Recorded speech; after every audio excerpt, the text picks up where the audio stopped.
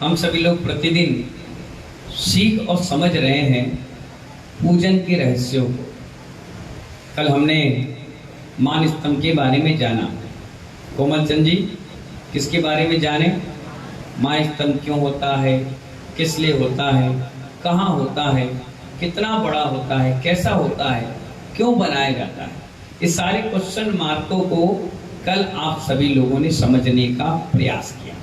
मुझे मालूम है 60% लोग समझ पाते हैं और 40% लोग औपचारिकता में रहते हैं, गलती वही करते हैं क्योंकि उनका काम है खूंटा वहीं गड़ेगा। तुमको तो कितना ही कुछ बताओ, खूंटा उमेश भाई वहीं गड़ेगा। आप कितने कुछ बताओ, कितने ही समझाओ, उनको काम वही करना है जो उनकी इच्छा करेगी। पूजा आप कितने ही सिखा दो, वो करेंगे नहीं पूजा।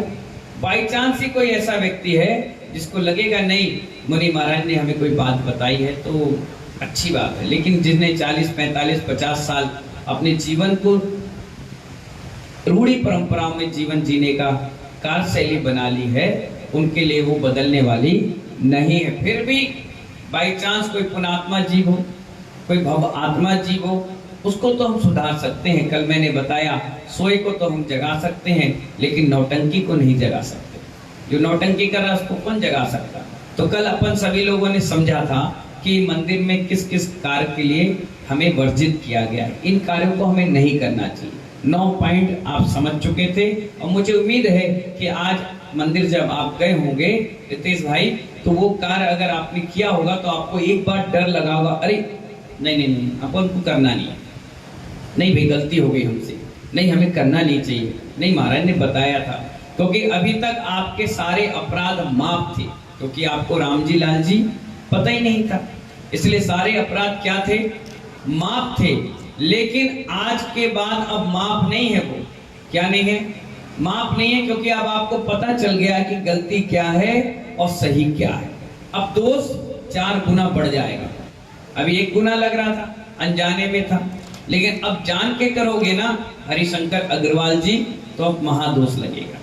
हम जब तक हमें जानकारी नहीं थी तो चल गया, कोई बात नहीं। सूतक पातक कहते हैं ना, जब तक खबर नहीं आई चल गया, और जैसे खबर आ गई अब तो करंट लग गया। क्या लग गया? अब करंट लग गया। अब तो जो तुम्हें छुएगा वो भी करंट में ही काम खत्म हो जाएगा उसका। इसीलिए आचार्य भगवान कहते हैं कल हम सभी लोगों ने ये सारे 9 पॉइंट समझने का प्रयास किया था। आज 10वें नंबर का पॉइंट है, उसमें कहा गया नाभि से नीचे के स्थान को टच नहीं करना चाहिए। नाभि से नीचे क्यों कहा गया? क्योंकि वो स्थान मल मूत्र का स्थान है और वो स्थान अशुद्धि का स्थान है। इसीलिए पूजा करते वक्त नाभि से ऊंची वेदी और नाभि से ऊंची टेबल रखी जाती है। क्या कहा मैंने? जोर से बोलो। आप पूजा भी करते हो ना तो टेबल लगाते हो, ये जमीन वाली टेबल ही नहीं चलती। कितनी चलती? कम से कम इतनी हाइट की, ज्यादा ऊंची भी नहीं और ज्यादा नीची भी नहीं, इतना रहे कि आप गर्भ शोधन कर लें, देख लें बिना चश्मे, जिनके चश्मे लगे और चश्मा ना भी हो तो द्रव शोधन कर ले, पूरे अच्छी तरीके से वो चढ़ा ले। इसीलिए नाभि से नीचे टेबलें मंदिर में वर्जित की गई है कि नाभि से नीचे का स्थान अशुद्ध रहता है। इसीलिए महानुभाव नाभि से नीचे के स्थान को आपको टच नहीं करना है, और अगर छू जाए तो नहाना चाहिए। नहीं तुम नहाने भाग जाओ, फिर तुम ज्यादा प्योरिटी दिखाने लग जाओ। नहीं, अगर टच हो गया है तो एक कलश रहता है, उसमें जल होता है, एक कपड़ा रखा जाता है, उससे हाथ वॉश किया जाता है। थोड़ा जल लिए और हाथ धोए और कपड़े से पोंछ लिए। अब आप लोग इतने होशियार हो, इतने होशियार हो कि होशियारपना भी उसके आगे शर्मा जाता है। अब आपको हाथ धोने के लिए कहा गया तो आप क्या करते हो? पानी लिए और वहीं डाल दिया। अब वहां से कोई बुजुर्ग निकला और धड़ाम से गिरा तो महानुभाव पूजा की जगह आपको पाप लग गया। विवेक पूर्वक क्या कहा गया? एक थाली रखिए मंदिर में, जब भी हाथ धोना है उसी में धो लीजिए। क्या कर लीजिए? उसी में धो लीजिए, कपड़े से पोंछ लीजिए, जिससे मंदिर में आने जाने वाले व्यक्ति उसमें गिरे ना, किसी को चोट ना लग जाए। रोज का पुजारी था और अभिषेक करता था, कल्ले भैया रोज अभिषेक पूजन करता था और तुमने पानी डाला अब वो नीचे देख के नहीं चल पाया, स्लिप हो गया। मार्बल के आजकल लगे हैं पत्थर, स्लिप हो गया, गिर गया, हड्डी टूट गई पैर की। अब वो 2 महीने 3 महीने पूजा करना, उसका अंतराय आ गया। तो उस अंतराय में आपको सबसे बड़ा दोष लग गया, क्योंकि आपके निमित्त से गिरा। अब आपको उसके लिखा ही था भाग में, नहीं लिखा ये भी था कि तेरे निमित्त से गिरेगा। दीपक क्या लिखा था? तेरे निमित्त से गिरेगा। इसीलिए आपको उस पानी की, अगर गिर भी गया तो कपड़ा से आराम से पोंछ दीजिए। अब उसमें लड़िए नहीं, वो तो गिरा रहा है, वो भी तो गिरा रहा है, इसको उसको मत देखो, अपने आप को देखो। क्या कहा मैंने? अगर सामने वाला खाई में गिर रहा है तो क्या हम भी खाई में गिरेंगे क्या? हैं? बताओ भाई, भोपाल वाले बाबूजी, नहीं गिरेंगे। क्यों गिरेंगे? जब हमें पता है खाई है, इसमें कांटे हैं, इसमें जहर है, इसमें हाथ पैर टूटेगा, तो क्यों गिरना? वो गिर रहा है, गिरे, हमें नहीं गिरना चाहिए। अगर इतना आपने अनुशासन बना लिया तो मंदिरों की व्यवस्था बहुत अच्छी बन जाएगी। तो हाथ धोना चाहिए। कहाँ हाथ लग जाता है? नाभि से नीचे के स्थान। अगर खुजली हो, क्या हो? नाभि के नीचे के स्थान पर खुजली हो गई अचानक कहीं भी, और आपने खुजा लिया और खुजा के भी हाथ नहीं धोया तो भी दोष लग गया। अब आप नेचुरल है, खुजली हो गई तो क्या करेंगे? तो हाथ धो लीजिए। क्या कर लीजिए? हाथ धो लीजिए। हाथ कपड़ा है उससे पोंछ लीजिए। जिस धोती को आप पहने हैं, जिस दुपट्टे को आप ओढ़े हैं, उससे मत पोंछिए, वो भी अशुद्धि हो गई। क्यों? शरीर का स्पर्श हो गया, हुआ कि नहीं हुआ? इसीलिए आपको क्या करना चाहिए? एक कपड़ा अलग से रखकर उससे हाथ साफ करना चाहिए। समझ गया ना? समझे कि नहीं समझे? अब कल से क्या करोगी? कल बहुत बड़ी घटना घट गई है, बता दे क्या? सुनो, हम चौके में थे, एक महिला थी वहां, नाम नहीं पता, नहीं तो लड़ेगी अभी। तो जैसे ही पसीना उसको आया, उसने कटोरी पकड़ रखी थी सामग्री की, उन्हें यूं साड़ी ली, और मैंने जैसे ही देखा, अरे हाथ धुलाओ, हाथ धुलाओ, हाथ धुलाओ, मैं हंसने लगा। मैंने देखो प्रवचनों का कितना डर है। अगर मैं प्रवचन में नहीं सिखाता तो वैसे ही वो प्रोटीन विटामिन के साथ हमें सब्जी दे देती। उमेश भाई, पूरा vitamin A B C D E F G H Y Z तक पूरा विटामिन आ जाता, और कहती हमने कितने अच्छे से महाराज के आहार कराए। देखो महाराज जी कितने अच्छी जाप कर रहे हैं। जाप कर रहे हैं, पाप कर रहे हैं? नहीं माने। इसलिए मैंने कहा जितना आप सुधार कर लोगे, आपकी जिंदगी बहुत सुंदर बन जाएगी, बहुत अच्छा लगेगा। आने वाली पीढ़ियां आपको धन्यवाद देगी कि हमारे पिता और माँ ने हमें कितने अच्छे संस्कार दिए कि हमें पाप क्रियाओं के साथ पूजा नहीं, पुण्य क्रियाओं के साथ पूजा सिखाई। ये क्रियाएं हैं, अगर इसमें भी सुधार आप जितना कर लें उतना अच्छा है। देखिए, हम भी ब्रह्मचारी थे, हमसे भी बहुत सारी गलतियां होती थी। हमें गुरुजी ने सिखाया, बताया, उठना बैठना, बोलना चलना, खाना पीना, सोना, हर चीज सिखाई।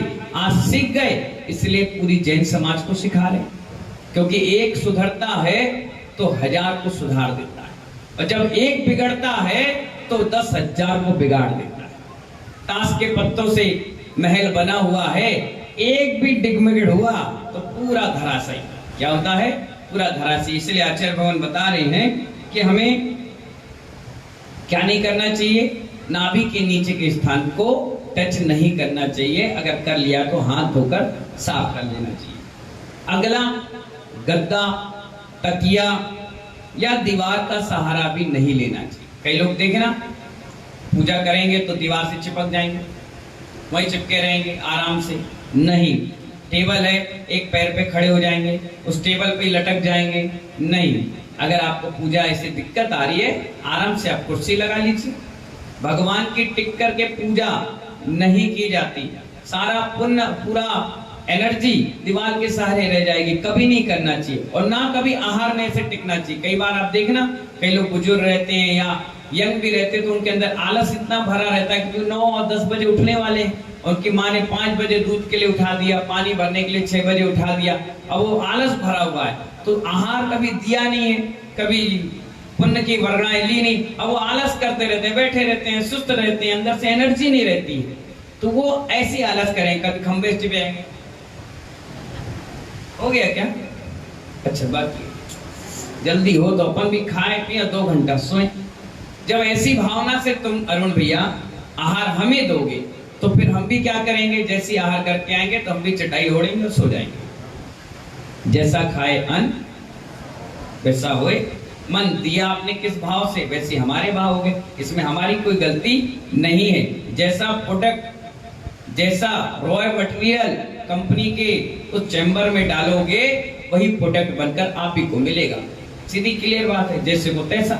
इसलिए आचार्य कहते हैं दीवार से टिक करके, टेबल से लटक करके, आलस करके पूजा या आहार नहीं देना चाहिए। इसके बाद पैर पर पैर रख करके भी नहीं बैठना चाहिए। कैसे नहीं बैठना चाहिए? जिसे आप कहते हैं बड़ा आसन। किसे कहते हैं? पैर पे पैर रख के नहीं, सुखासन में बैठना चाहिए। हम भगवान या गुरु से इतने बड़े नहीं हैं कि पैर पर पैर रख करके बैठे। इसीलिए क्या करना चाहिए? सुखासन में बैठना चाहिए। बिल्कुल नॉर्मल जैसे मैं बैठा हूं ऐसे बैठ करके क्या करना चाहिए? भगवान की पूजा अर्चना करना चाहिए। पैर पे पैर रख लिया, एक पे पैर को पैर रख लिया, नहीं। आचार्य कहते हैं ये आसन सही आसन नहीं है, ये भी काम आपको नहीं करना। इसके बाद ये बहुत बड़ी समस्या है, पगड़ी, साफा, ये भी भगवान के सामने ना पहनना चाहिए और ना कभी पहनाना चाहिए। आप बताओ, कई लोग पहन भी लेते हैं। भगवान से बड़ा मुकुट किसका होगा? बताइए, होगा किसी का? कोई पहनाए भी ना तो मना कर देना चाहिए। भगवान के आगे नहीं। किसके आगे नहीं? भगवान के आगे नहीं। आपको पहनाना है, नीचे उतर जाए मंदिर से, बाहर आ जाए, आराम से पहना ले। अंग वस्त्र पहनाते हैं, क्या कहते हैं उसको? ये होता है ना दुपट्टा सा, इसे कहते हैं अंग वस्त्र, है ना। और माला की भी परंपरा हमारे यहाँ नहीं है, इंद्रों की है। माला किसको पहनाई जाती है बताना? घर में फोटो लगी है बाबा की, दादा की, अम्मा की, भाभी की, पिताजी की, क्योंकि हाँ अब समझदार हो तुम डबरा वाले। माला किसको पहनाई जाती है? ऊपर का एक ले गया, वो दुनिया से चला, ऊपर गया, शराब पिए, जुआ खेले और गुटखा खाए और तुमने ऊपर भेज दिया, तो बेचारे हम लोग कहाँ जाएंगे? नहीं नहीं, वो जहां गया तो गया, अपन को नहीं पता। लेकिन माला का अपना सिस्टम नहीं है। अंगवस्त्र सम्मान किया जाता है, शॉल सम्मान में दिया जाता है। बाकी पगड़ी और पटके जो होते हैं ना, पगड़ी और क्या साफा, ये जैसे मंदिर में लोग पहना देते हैं लोगों को, नहीं, बाहर पहना दीजिए आप। यात्राओं के लिए, कार्यक्रम के लिए लोग पहनते हैं, वो बात अलग है ना। स्नान, उपटन, तेल, कंघी, ये भी मंदिरों में नहीं करना चाहिए। कई लोग आते हैं, घूमते फिरते आएंगे और मंदिर में गए, वहीं पर नहाए धोए तैयार हुए, उनके एक डब्बा लगा रहता है, उसमें तेल होता है, साबुन होता है, सेंट रखा होता है, कंघी होती है, पूरे तैयार होंगे, कपड़े रखे होंगे, धो धा के बिल्कुल रेडी करके पहनेंगे और उसके बाद वो मंदिर में जाते हैं। नहीं, हमारे आचार्य भगवान कहते हैं नहीं, आपको मंदिर में नहाने धोने का कोई सिस्टम नहीं, हाथ पैर शुद्धि का सिस्टम है, वो करिए और आराम से पूजा करिए, ठीक है ना। Scent, lipstick, nail polish, cream powder बिल्कुल भी नहीं लगाना चाहिए। अब कई महिलाएं तो स्पेशल मंदिर में तैयार होके आती, स्पेशल, और इनका असर इतना पड़ गया कि आजकल जेंट्स भी सुबह सुबह अभिषेक करने जब आएगा तो पाउडर लगाकर आएगा, इत्र लगाकर आएगा, बिल्कुल रफ एंड टफ तैयार होकर आएगा। किसको दिखा रहे हो? भगवान से ज्यादा सुंदर तो हो नहीं तुम, हैं? हो क्या बताओ? भगवान तो भगवान है, उनके आगे किसी की सुंदरता की क्या कीमत? तुम कितने ही फेशियल कर लो, ब्लीचिंग कर लो, थ्रेडिंग कर लो, कितने अच्छी कर्लिंग कर लो, डायमंड कट करा लो, सिल्वर कट बना लो, क्या मिलेगा? कुछ नहीं मिलेगा। आधा घंटे बाद रुमाल से पोंछना तो पूरा गंदगी उसमें चिपक जाती, कोई मतलब नहीं। इसीलिए मंदिर में ये सब सौंदर्य प्रसाधन लगाकर हमें नहीं जाना चाहिए, इससे ब्रह्मचर्य खंडित होता है। क्या होता है? ब्रह्मचर्य खंडित होता है, इससे पुण्य नहीं पाप आश्रव का कारण ही बनता है। दूसरा, आग, जैसे ठंड है तो आप क्या करते हो? सिगड़ी जलाई और रख दी मंदिर में, और 10-5 महिलाएं जेंट्स बैठ गए और अपने हाथ सेकने लग गए। आचार्य भोगनते नहीं, ये भी कार्य मंदिर में नहीं करना चाहिए। सेकना है, मंदिर से जाइए धर्मशाला अपने मकान में, हाथ पैर अच्छे से सेक करके आ जाइए, कोई दिक्कत नहीं, आराम से आप बैठिए, किसने मना किया। इसीलिए ये आग जला करके तपने का काम नहीं चलेगा। हाँ, धूप दानी चल जाती है, लेकिन धूपदानी में ये नहीं कि आग तपने के लिए बैठ जाएं, बिल्कुल मना कर दिया गया।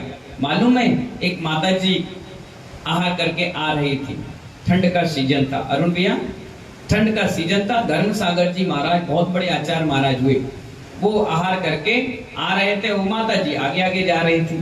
तो माली कोयला जलाकर उसमें हवा दे रहा था धूप के लिए। माता जी निकली, बुजुर्ग थी 70-80 साल की, उन्हें देखा, हे भगवान आग जल रही है, वो वहीं टेबल लगाकर बैठ गई सेकने के लिए। महाराज निकले, महाराज नहीं हो, तिरछी निगाह से देखा, अब पूछा, ओ माता जी। माता जी, अरे महाराज महाराज नमस्ते नमस्ते, क्या कर रही हो?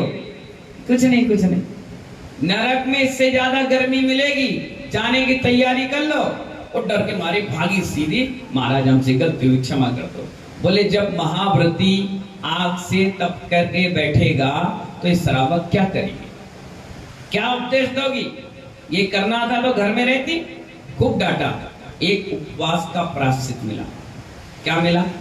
80 साल में उन्होंने उपवास किया, बैठी, सब लोगों ने पूछा क्या हो गया माता जी?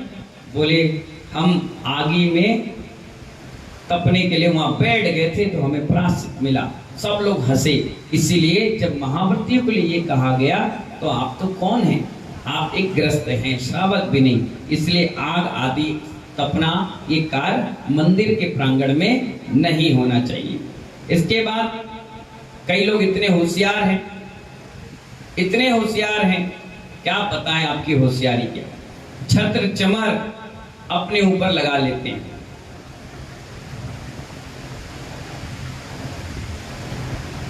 जैसे आसन है ना, ये सिंहासन, लोग इतने होशियार, सिंहासन रखा था, वो बैठ गए, एक फोटो खींचना, फोटो खिंचवा रहे। मैंने देख लिया, मैंने कहा, ए मिस्टर इधर आओ, क्या कर रहे? फोटो खिंचवा रहे। मैंने इसकी पैंट उतार दो। क्यों क्यों? मैंने कहा अच्छे से फोटो खींचा, तुम्हारे घर वालों को भेजेंगे, बैराग आ गया सिंहासन में बैटरी का, मतलब इसके अधिकारी तो बन जाओ। हैं, दिन रात गुटखा पान सिगरेट शराब बोतल खुल रही, दुनिया भर के राग द्वेष फैला के रखा, और इतना बड़ा सिंहासन में बैठने की हिम्मत। ये भगवान का आसन है, मुनियों का आसन है, इसको प्रणाम भी कर लो तो पूज्यता को प्राप्त हो गए। ये बैठे बैठे इतना बड़ा कहा जाता है। अरुण भैया, पुस्तक, पेन, पिच्छी, कमंडल, ये सारे उपकरण हैं महानुभाव, ये पूज्यता को प्राप्त हो जाए। मंदिर की देहरी का पत्थर, इसमें भगवान नहीं है, वो भी लोग पैर पड़ के जाते हैं, क्योंकि चैत्यालय है वो, 9 देवताओं में एक देवता चैत्यालय। यहाँ तक कि मंदिर के बर्तन भी पूजनीय है, हम उसको बजा नहीं सकते, हम तोड़ नहीं सकते। अगर टूट गया तो तुरंत दूसरा नया लाकर देना चाहिए, ये नहीं कि छुपा देना चाहिए, किसी को बताना नहीं चाहिए। कई बार ऐसा होता है ना, टेबल जिसमें पूजा कर रहे हैं, बजाते रहे, नाचते रहे, गाते, अच्छा ना टूट गया, कमेटी लाए। कमेटी क्यों लाए? तुमने तोड़ी, तुम लेके आओ, जल्द से जल्द लाओ, जितनी जल्दी ला सकते उतनी जल्दी, ठीक है ना। इसीलिए सब चीजों का ध्यान रखना चाहिए। छत्र और चमर अपने आगे या ऊपर कभी भी नहीं लगाना चाहिए, ये तीर्थंकर का हक है, उनका वैभव है, उन्हीं के ऊपर लगता है, समझ गए ना। चक्रवर्ती के भी लगते हैं, अर्ध चक्रवर्ती के भी लगते हैं, लेकिन उनका विभूति है, वो पद पे विभूषित है, हर कोई थोड़ी ना लगाएगा, इसीलिए नहीं लगाना चाहिए। कई बार मंदिरों में व्यक्ति मूंछ पर ताव दे देता है, निपट लो आप, पूजा करते करते भी कभी नहीं करना चाहिए, बिल्कुल नहीं। महिलाओं की नहीं है, मुझे मालूम है, इनकी बात कर रहे हैं। मूंछ पे ताव दे देते हैं, तार ठोक देते हैं, आज आप निपट, कभी नहीं करना चाहिए। बहुत बड़ा पाप कर्म का बंध बनता है, बहुत बड़ा, समझ जाइए। हिंदी में बता रहे हैं हम, जूता चप्पल मोजा पहनकर मंदिर में नहीं आना चाहिए। अब जूता चप्पल तो कोई पहनते ही नहीं, लेकिन मोजा पहन के आ जाते हैं, खड़ाऊ लकड़ी की चप्पल पहनकर आ जाते हैं, और कपड़े के बोलते महाराज प्योर कॉटन है, नहीं, है तो जूता और मोजा, जितना जूता में दोष लगता है उतने ही मोजे में भी दोष लगता है। इसलिए कभी भी, एक दिन मैंने प्रोचर में बताया भी था कि मोजा तो पहन के मंदिर में आने ही नहीं चाहिए, बिल्कुल हाथ पैर धो करके पवित्रता के साथ आना चाहिए। इसके बाद गप और सप नहीं लगाना चाहिए। क्या समझ में आया? गप और, तुमने कोई गप मारी, उनने सब बोल दिया, हाँ बहुत बढ़िया, शाबाशी दे दी, तो ये सब चीजें नहीं करना चाहिए। कहाँ पे मनीष भाई? मंदिर में। आप धर्मशाला में लगाओ ना, आपको शौक है लगाने का, बाहर लगा लो, घूमते फिरते लगा लो, घर चले जाओ, खूब कर लो गप्पे सप्पे, लेकिन भगवान के आगे गप्पे और सप्पे नहीं चले, बिल्कुल नहीं, यानी नहीं। ठीक है? फूलों की माला, हार आदि पहनकर भी नहीं आना चाहिए। कई बार लोग जीत जाते हैं ना, अध्यक्ष बन जाते हैं, मंत्री बन जाते हैं, तो माला पहन ली और सीधे भगवान के सामने पहुंच गए। मैंने पहले ही बताया, माला पहनने का सिस्टम हमारे यहाँ नहीं है। इंद्र बनो तब पहनो, और उसके इंद्र बनने के बाद भी वो माला उतार दी जाती है, उतार के रख दी जाती है, उसकी प्रतिष्ठा होती है बकायदा। जब पंडित जी विधान करते हैं तो मुकुट प्रतिष्ठा, कुंडल प्रतिष्ठा, हार प्रतिष्ठा, बाजू बंद, ये सब दुनिया भर की प्रतिष्ठा करते हैं, और प्रतिष्ठा के बाद फिर निष्ठापन भी करते हैं। ये सारी चीज अब समाप्त हो गई भैया, आप इंद्र पद से हट गए, अब कार्यक्रम खत्म। कोई पहन के मुकुट आ रहा है, घर चले जाए तो लोग सोचेंगे कब कौन सी नौटंकी करके आ रहे हो। इसीलिए माला आदि पहन करके भी भगवान के आगे नहीं जाना चाहिए। आप जीत गए ना, बहुत बढ़िया काम किया, आप जीत गए, अच्छी बात है, लेकिन वो माला उतार करके बाहर रखना चाहिए और भगवान के चरणों में सेवक बनकर दर्शन करना चाहिए, और फिर बाहर निकल जाओ, फिर 1000 और पहन लो, कोई दिक्कत होगी ना, लेकिन भगवान के आगे क्रियाओं को नहीं करना चाहिए। चमड़े की वस्तु भी नहीं पहनना चाहिए, ले जाना चाहिए। आजकल बड़ा ट्रेंड बन गया, लोग शर्ट तो कॉटन की पहनते हैं, लेकिन उसमें जो लोगो बना होता है वो काय का होता है? चमड़े का होता है।